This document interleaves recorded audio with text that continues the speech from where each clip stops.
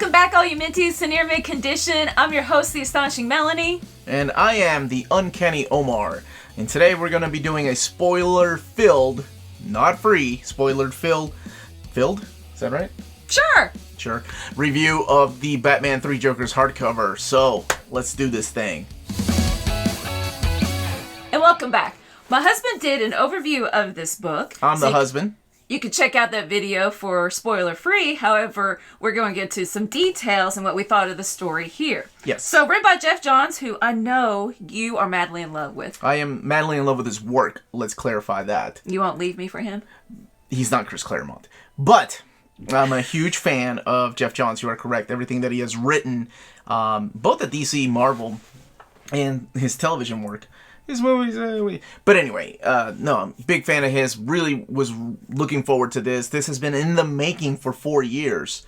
So I didn't realize that. So it all started in the New 52 issue of Darkseid War, where he's sitting on the chair, and he's asking these questions, and then that's when you find out that there's 3 Jokers. So that's when it was hinted at. Oh, okay. And gotcha. Actually, the artist Jason Fabok drew some of that stuff from Darkseid War as well. So these two have worked together before. He did the Justice League run with Jeff Johns, and then we have Brad Anderson on colors. So I have been looking forward to this book for 4 years now, and he never told me. I don't tell you secrets. No secrets in a marriage. Okay, that's not true. But yeah, so I finally got to read it as soon as it came in, and I know a lot of you all wanted to know what I thought, and so just, this is just our opinion. We'd love to know what you think. Leave those comments down below. We start off the story with Batman coming into the Batcave wounded. Alfred's got to patch him up, and he's having flashbacks of these times he's had fights with the Jokers that correspond with the scars on his body. Then we go over to Barbara Gordon, who's having flashbacks of where she was shot by a Joker in The Killing Joke. Got retconned a little, right, through 52. New 52, she can, she can walk. Yeah, she no went longer through physical therapy. She's no longer paralyzed from the waist down, because in the original idea was to have her become Oracle, and she was bound to a wheelchair. And for all those, some of you that don't know, Barbara Gordon is who Batgirl was. That's, she's Commissioner Gordon's daughter. And then Jason Todd, who was Robin. Robin. We see his flashbacks of the Joker beating in his head with a crowbar. Lovely. Very violent, very intense, and people thought he was dead. Also retcon, though. Because he originally... that's what I mean. He originally died in Death in the Family, and then through the Infinite Crisis storyline in Red Hood, he was brought back. So, these are 2 stories that have been previously retconned. And speaking of retcon, we're going to talk a little bit about that here towards the end of this book. Now that we've established our 3 main characters for the story, we have to introduce our antagonist. However, there are 3 antagonists, and they're all the same Can you see there's character. a motif? I think so. I think there is a motif in this, and it's pretty in your face about it. There are 3 different crimes committed in Gotham City in this one night, and everybody says that it was the Joker that committed this one crime or this crime over here. But it's impossible, because Batman's like, that's not possible. He just got out of Arkham Asylum. How can he possibly be in 2 locations at once? I'm not sure why he's having this conflict. It is the Joker we're talking about. Yeah, that's a good point. Well, almost underestimating the Joker. Yeah. Kinda, yeah. Now, the thing is like the Joker's operating in this little cabin, and towards the end of the first issue, we get to find out that there's actually 3 of them. You have the comedian, the criminal, and the clown. Right, that's how they go by. One of them looks like the character from The Killing Joke. The other one looks like the Jim Aparo artwork of the Joker. They're all in the front. So you kind of get the idea that, okay, 3 different Jokers exist. Which one's the real one? We'll get to that answer. The emphasis of those aspects of his personality, right? The clown is the campy, goofy one. There are a lot of moments that are meant to shock. However, I don't know how you felt, but Jason Todd shooting the comedian Joker didn't shock me. Because I think he was doing the right thing. Oh my gosh, I can't believe I said that out loud. So you would not be Batman. You would be the Red Hood. Well, So this is a character that was tortured by the Joker, killed by him, And he knows what the Joker is capable of doing. So, and that he will never stop. It's self-defense. Right. It's defending everybody. This man, you don't give him another chance, he's going to do it. Well, this isn't an episode on morality, but yeah, I'm just saying I wasn't shocked. Well, it's not shocking because it's the character of Jason Todd doing it. When he shoots him point blank, blows his brains out. Now that's just one Joker, though. Right. So okay, yeah, that's true. It's not like oh, that's the real Joker. Yeah. Well, maybe we don't. He seems to be a throwaway Joker. Batgirl takes offense at Jason Todd killing him. She is like, that came out of left field. She is how she feels.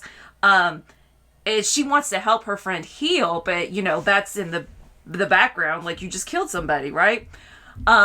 She goes to Batman and is asking for some help, being like, be there for him. And Jason Todd, of course, is angsty because he's like, no, he's never been there for him. So there's this triangle of like trying to be healed as a family, knit back together, right? Well, it seems like they're also, Jason and Barbara are playing like devil and angel on Bruce's shoulders. Barbara playing more. That's a good way of putting it. Mm-hmm. Barbara playing more the role of the mother hen, honestly, and kind of that was kind of one of the things I didn't like about this. I didn't either. And then Jason Todd doing let's kill him. We have to be just as bad as he is in order to make this work. So that's the way that played out to me, and it was really interesting. The reaction that Bruce had was, he was kind of like, I don't know. He was very quiet, but quiet as in like not opinionated. Quiet as in like he let this thing happen, and it's a character. And he was feeling guilty. Yes. The ending of issue 2 has another big shocking moment, and that is the shocking revelation that Joker, I guess the three of them, have always known that Bruce Wayne is Batman. So the big we find this out because he knows Joe Chill killed Thomas and Martha Wayne. They kidnap Joe Chill, have a plan to, and it sounds complicated, but it's not. To make him an ultimate Joker by dipping him into the chemicals that the Joker fell in and making him this ultimate villain. However, that's not really the plan. The plan is to heal Bruce's heart and make him forgive Joe Chill for murdering his parents. Yeah. So Bruce Wayne, Batman, can focus solely on the Joker. Because the Joker wants all of his attention. He wants to be the shard in his heart and not share with anybody else. That's how I feel about you, baby. That is really weird. So I am... That's crazy. I'm ordering your chaos. Sometimes. The tables have turned. I suppose if we look at our basement, you're definitely order. Anyway. No. But that was the big plan. That was that's the whole thing about the story. And going into the story, I knew that's what was going to happen, right? I knew that Batman had to move on from his parents being murdered, from being this tortured soul. How did you know that? Because he had been in, Jeff Johns had been in an interview talking about how he's finally going to heal. Oh, he did run into the tombstone at the very beginning with the Batmobile. Yeah, and he felt really bad. That was foreshadowing. There's two Jokers left. Batman has to take them out. The question is never answered. Why are there 3 Jokers? Do they come from different timelines? Yeah. Are they just actors? So... Did the main Joker did he hire them? Well, but then again, much like the Killing Joke, which this is really going back to him, and I am going to talk about that final page here in a second. Is it important? Does it matter? Just like the ending of the Killing Joke, it's open to interpretation. Batman killed the Joker, or are they best friends? What's happening? I think that's the important thing out of this, and I don't know if it sits well with me. I don't know. So you don't think there are any future plans to continue the story? I don't know if this is going to... Well, as of right now... 3 Jokers. As of right now, I don't know if this is going to be incorporated into the DC universe, because this is during the Joker War. The Joker War was taking place when this was coming out. Is this Black Label? This is a Black Label line, which doesn't necessarily mean that it's in its own pocket universe. But DC could very well say, okay, this does not exist in the normal DC universe. Because when The Killing Joke came out, it was a standalone graphic novel, but then it was incorporated into the DC history by making Barbara Gordon paralyzed. So let's talk about that final page and then look at the artwork. So the final page, it's revealed, the biggest shocking moment, I think, of this book, is that Batman has always known the Joker's real identity. And it goes back to the Killing Joke, where we think his wife and kid, or I'm sorry, she was pregnant, that they had died in a fire because of a bottle warmer gone bad, and he comes back home, and that's the last thing that makes him snap and become ultimately the Joker. In this, it's revealed that the Gotham Police Department took her to Alaska and her unborn child to protect her from her menacing husband that's going to be a crime lord one day. And Bruce has always known, and he knows where they are. But he would never let anyone know that he knows the Joker's identity, because he would rather protect those two innocent people than bring them into the spotlight. You were okay with that. You were, you know, you. Well, I remember talking when you put it that way, no, listening to you. But it's your opinion, though. I mean, no, but you could change my opinion. I didn't have an emotional attachment to, let's say, the Killing Joke. Okay. Right? Mm-hmm. Fair enough. To the mythos of Batman and Joker having this respect for each other and not wanting to know who the other one was. Which actually I think is a really cool idea. I'm just saying I didn't have that attachment to that relation It's almost like one cannot exist without the other. And if you take away the element of the vulnerability is there if he knows his secret identity. And that takes away, you know, that definitely takes away the curtain and everything's unveiled. And that makes the character more vulnerable. Mm-hmm. So they can't exist in this perfect yin and yang, if you will. But is that balanced if they both know? I don't know. See, I don't think it is. If they're both vulnerable, that seems to tighten their relationship. But Batman would never use that against the Joker, whereas the Joker could. But apparently he's not. But it's such a weird retcon that. So, I mean, are you still feeling the same? I mean, when we talk it through, I do like the idea, the dichotomy of we respect each other, we're not going to know who each other are. That just appeals to me more. But I still stand by my point, like, I really don't care that it ended that way. Okay. I thought it was a really weird thing to do. I thought there were going to be more questions answered, but instead I was left with, oh, I guess we're just going to make it a follow-up to the Killing Joke and say that is his true origin. Because even in the Killing Joke, you leave it up to whether that's really the Joker or not. I like that. Whether one bad day can really make this madman or not. And in this, it's, no, that is the Joker. This is his family. This really happened. And Batman's okay with the killer of his parents. He can now heal. So let's look at the artwork and come back with our final thoughts. So here we have the hardcover. Again, this being standard size hardcover. And the back. I've done an overview of the book already.